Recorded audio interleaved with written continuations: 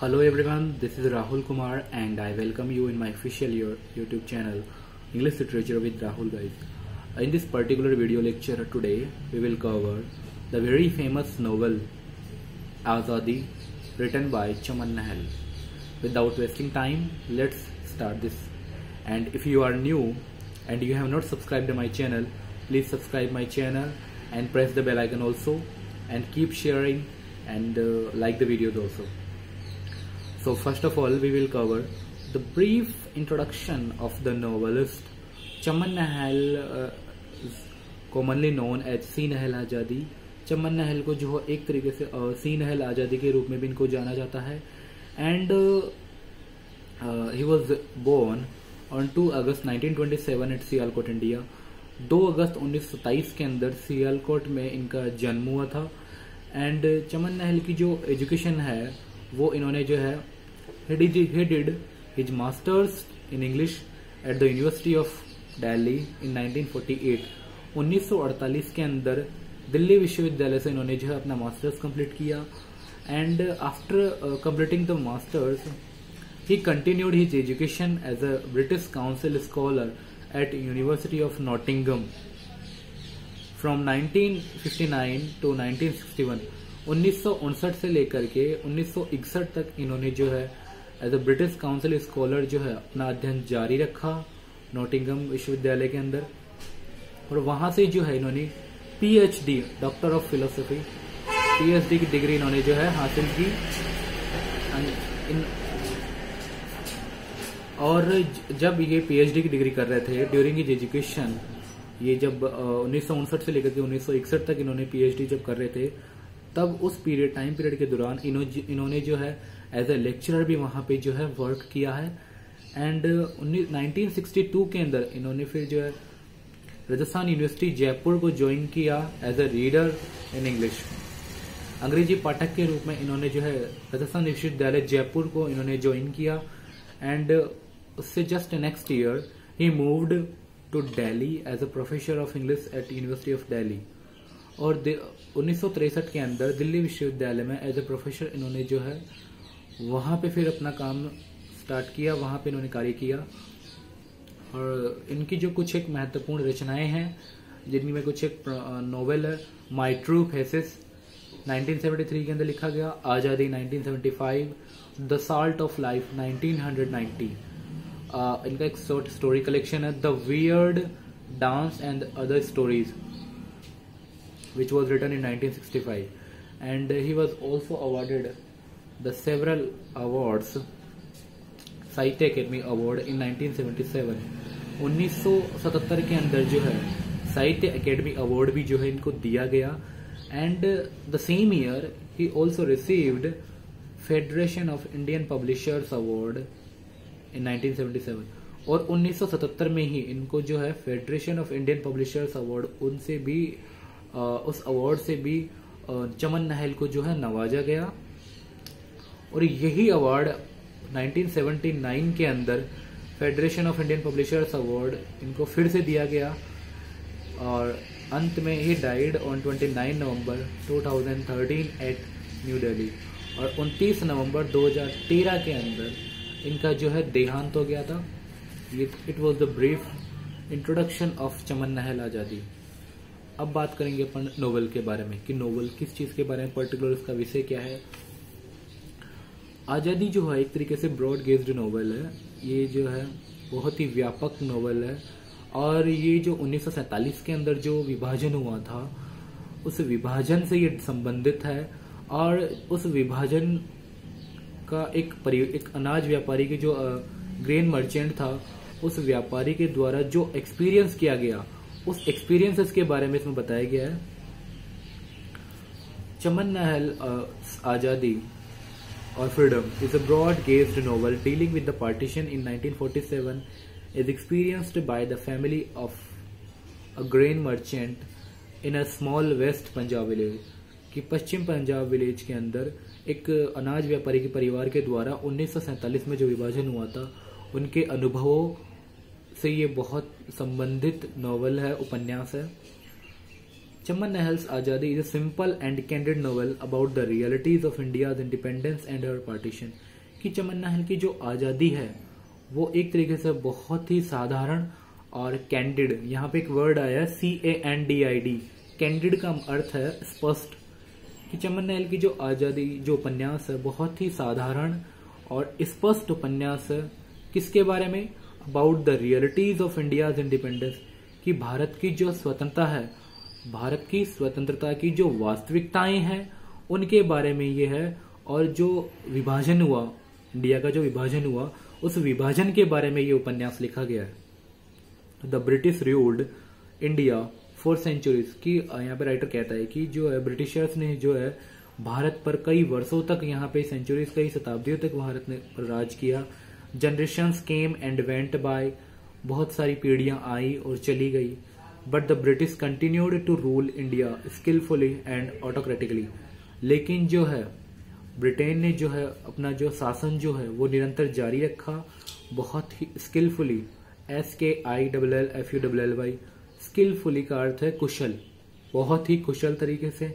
And ऑटोक्रेटिकली, यहाँ पे एक वर्ड आया उसको नोट कर लेना, AUTOCRATICALLY, ऑटोक्रेटिकली मतलब निरंकुश तरीके से यहाँ पे इन्होंने जो है शासन करना जारी रखा। The cruel way in which the British granted freedom to India was enough to break the confidence of masses in them, कि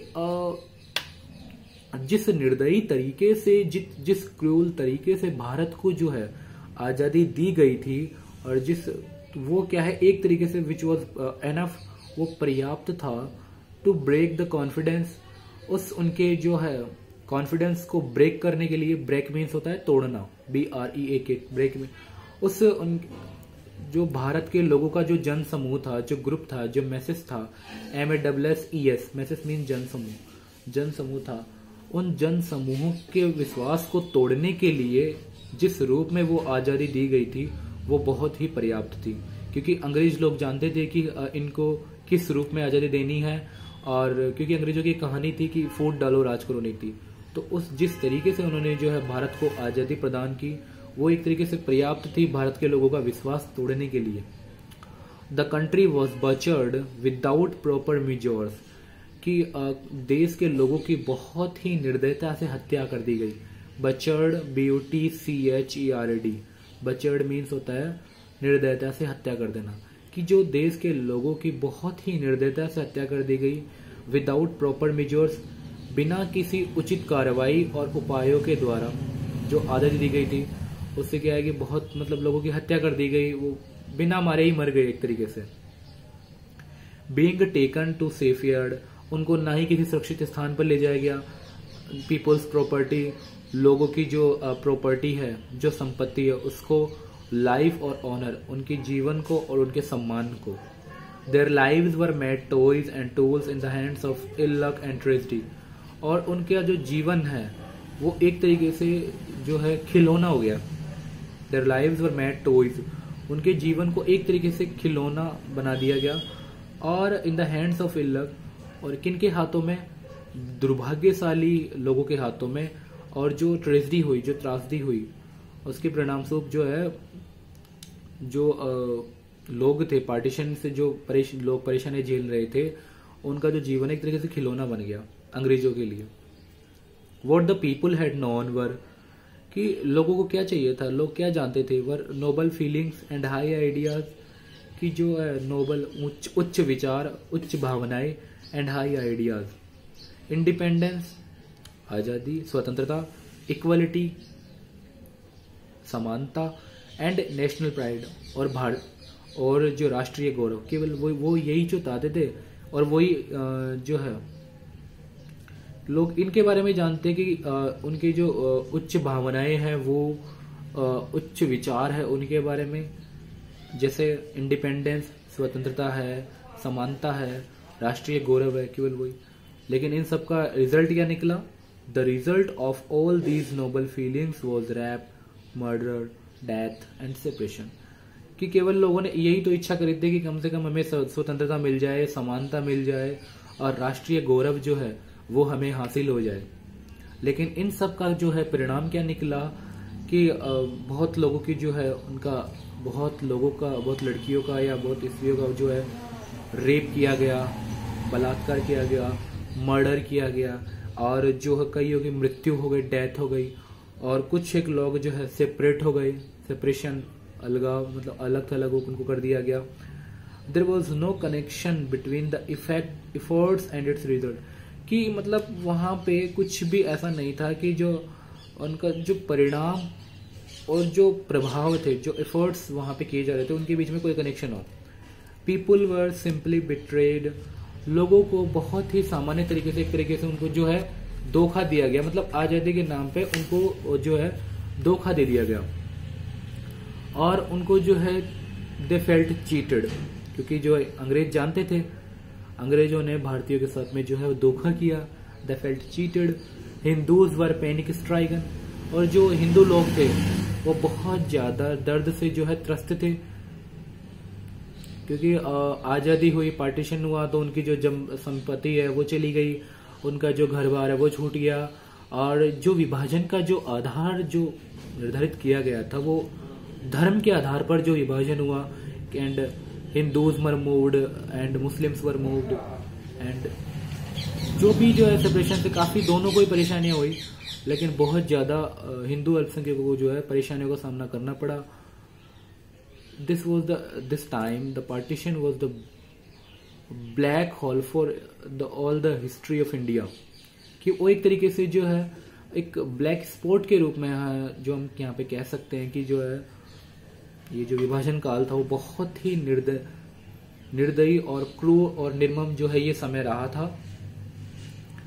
दे were scared of the violent and cold temperament of Muslims, कि वो जो है हिंदू जो लोग है, जो है हिंदू माइनॉरिटी थी, वो क्या डरे हुए थे। दे वर स्केयर मीन्स डरे हुए, ऑफ द वायलेंट हिंसात्मक एंड कोल्ड टेम्परमेंट, और जो शांत स्वभाव था मुस्लिमों को, लोगों का शांत स्वभाव और जो इनकी हिंसा थी उनसे वो डरे हुए थे। It focuses on the fate of millions of Hindu refugees from Pakistan, कि ये जो उपन्यास है वो जो बहुत जो लाखों हिंदू लोग हैं उनके विश्वास पर ये संदर्भित है, हिंदू रिफ्यूजीज फ्रॉम पाकिस्तान, कि जो पाकिस्तान के अंदर जो हिंदू शरणार्थी रह रहे थे, और हिंदू शरणार्थियों का जो विश्वास था उनके जो विश्वासों के ऊपर ये जो आजादी का ये जो उपन्यास है वो टिका हुआ है। And the consequences after partition, और जो है विभाजन के बाद में जो क्या परिणाम हुए उन सब के बारे में इसमें बताया गया। Basically this novel is divided into 3 parts.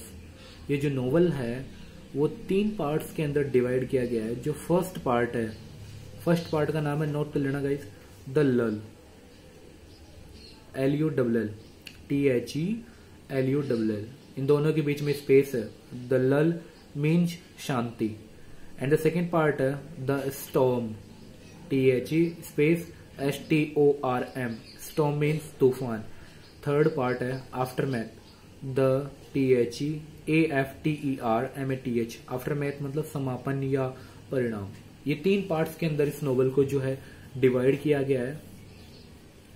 चलिए आगे बात करते हैं।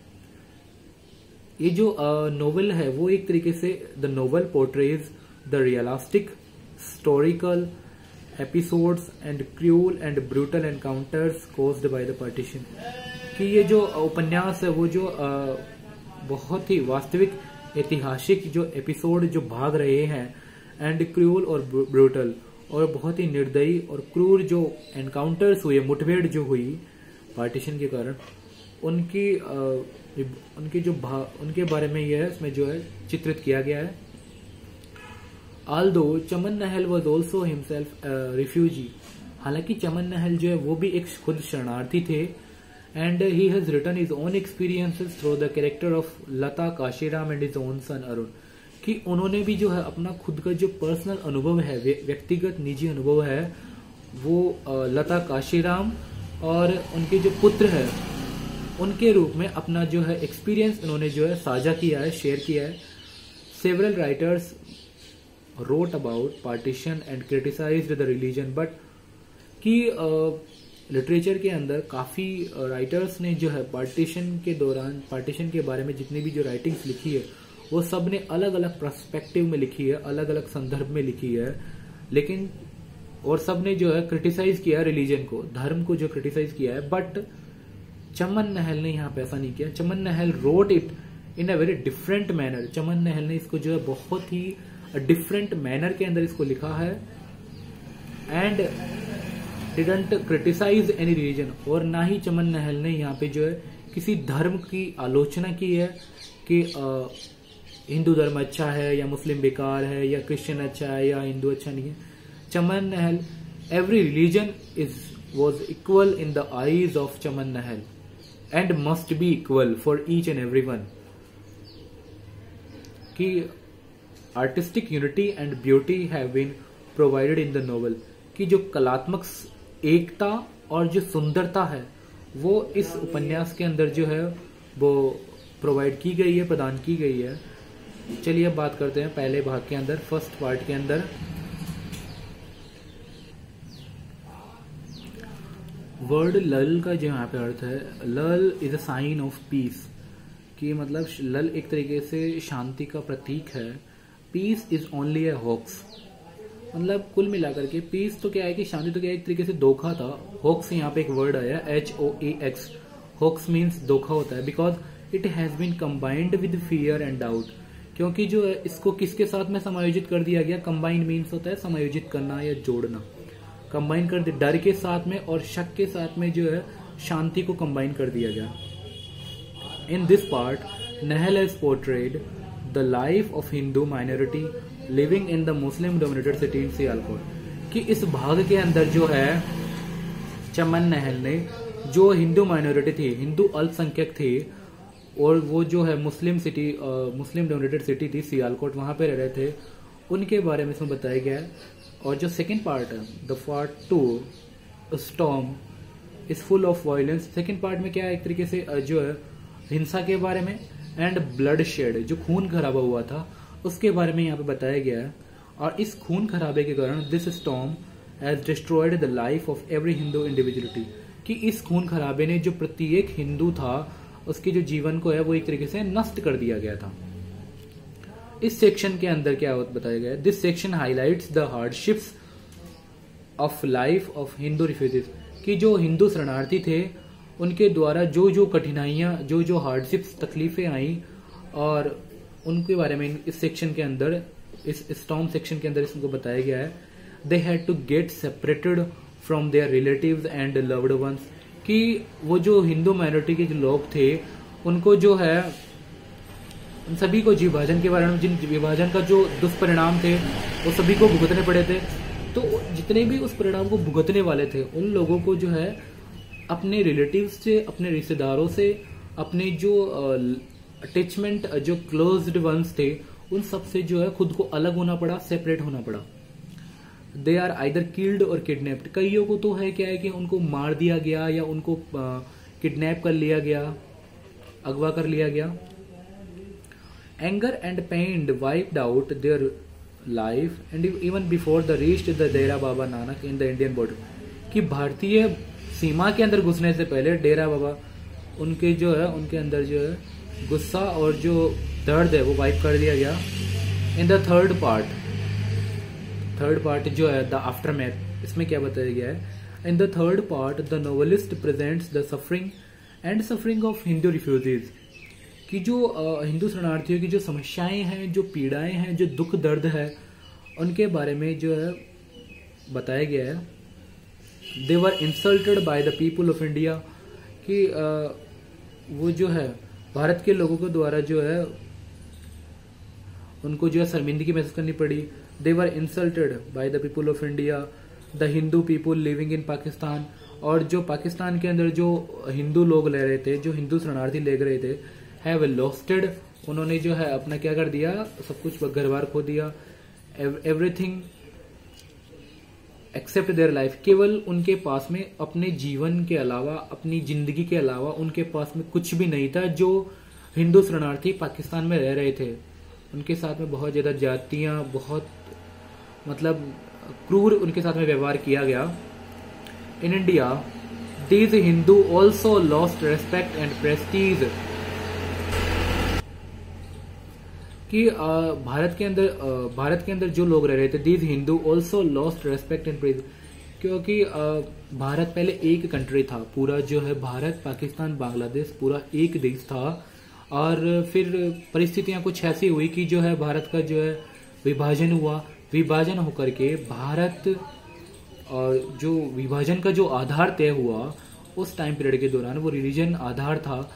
और रिलीजन के आधार पर कि बोले हिंदू देश एक बनेगा एंड मुस्लिम देश जो है, मुस्लिम लोगों ने अपने अलग राष्ट्र की मांग रखी और उनकी मांग को स्वीकार किया गया और उनका जो है अलग देश निर्धारित कर दिया गया। और उस देश का जो है फिर विभाजन हुआ तो वो पाकिस्तान के रूप में उभर करके आया सामने। और फिर पाकिस्तान के बाद में भी फिर जो क्या है कि अब हिंदू राष्ट्र की समस्या हुई थी कि भारत के वेस्ट के अंदर और ईस्ट के अंदर दोनों साइड में मुस्लिम बहुल्य लोग थे। तो फिर समस्या ऐसी हुई कि एक और राष्ट्र है जो बांग्लादेश के रूप में निकल करके आया। तो इस तरीके से भारत के 3 टुकड़े हो गए। वैसे पहले भारत जो है एक ही राष्ट्र था और बहुत बड़ा जो है ये राष्ट्र था, लेकिन फिर भारत में से 2 अलग राष्ट्रों का निर्माण हुआ।